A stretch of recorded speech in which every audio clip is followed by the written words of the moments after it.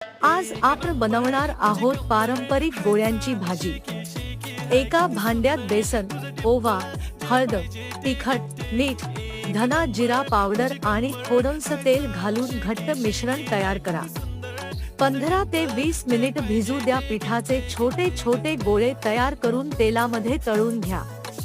मसाला साठी लागणारे साहित्य: खोबरे, कोथिंबीर, आलं, लसूण, कांदा, टोमॅटो, बदाम, फूल, दालचिनी हे सर्व मिक्सर मधून बारीक करून घ्यावे।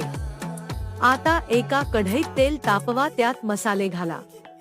हळद, लाल तिखट, गोडा मसाला हे सर्व व्यवस्थित भाजून घ्यावे। मसाल्याला तेल सुटले म्हणजे मसाला चांगला भाजलेला आहे।